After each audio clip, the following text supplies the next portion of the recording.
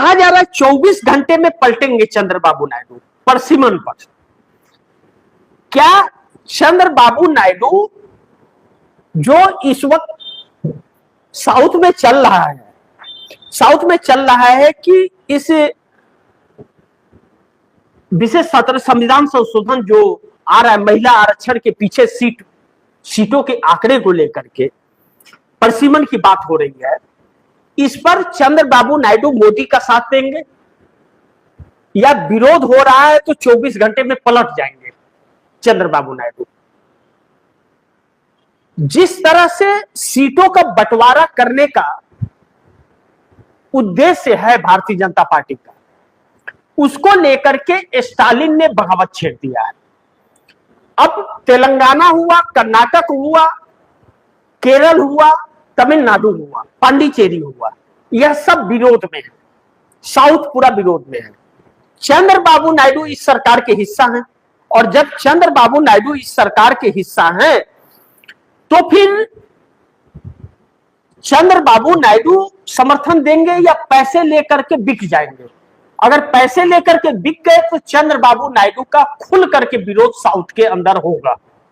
तो एक बार वक्फ बोर्ड संशोधन बिल पर चंद्रबाबू नायडू फंस चुके हैं, जिससे चंद्रबाबू नायडू आज तक उलझे हुए हैं। अंतर्राष्ट्रीय मुद्दे लोग जो अमेरिका द्वारा ट्रेड डील हुआ या टैरिफ का मार पड़ा, उससे समुद्री किसान उनसे नाराज हो गए हैं। अब लोगों की मजदूरी जा रही है, महंगाई बढ़ रही है, तो मजदूर उनसे नाराज हो गए हैं।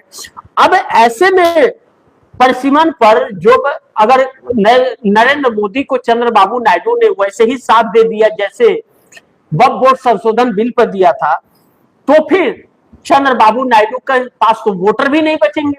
तो क्या करेंगे चंद्रबाबू नायडू?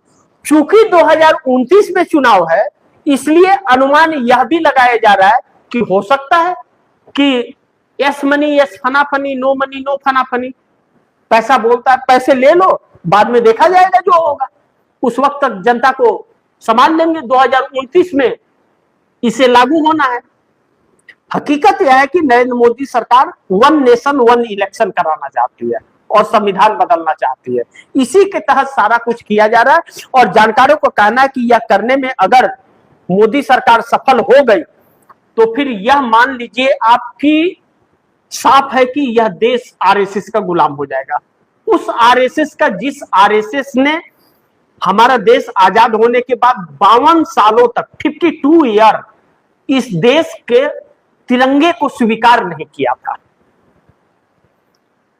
अटल बिहारी वाजपेयी जब प्रधानमंत्री बने और उनको आरएसएस ने हेडक्वार्टर पर बुलाया तो अटल बिहारी वाजपेयी ने मना कर दिया जाने से, कहा कि मैं इस वक्त आरएसएस का संघी नहीं हूं, प्रचारक नहीं हूं और भारतीय जनता पार्टी का नेता भी नहीं हूं। इस वक्त मैं देश का प्रधानमंत्री हूं और मैं आपके कार्यालय में नहीं आ सकता, क्योंकि आप हमारे देश के तिरंगे को स्वीकारते नहीं हैं और झंडे को फहराते नहीं हैं।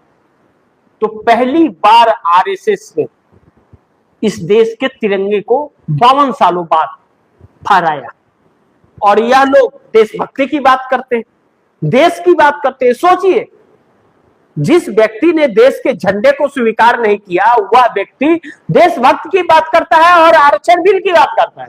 तो आरक्षण बिल, मैं जैसा रवीश कुमार ने कहा, रवीश कुमार ने साफ यह बताया कि 2023 में नारी शक्ति बंधन अधिनियम आरक्षण के भीतर आरक्षण का प्रावधान था। तो इससे आरक्षण के भीतर आरक्षण का प्रावधान का मतलब कि यानी कि कुल सीटों में से 543 सीटें आपके पास है, उसमें से 1/3 सीटों को आप आरक्षित कर दो। तो इन्होंने क्यों नहीं किया, और वैसा क्यों नहीं कर रहे हैं? क्यों, या क्या नाम है कि बाकी सब बाउंडल रच रहे हैं?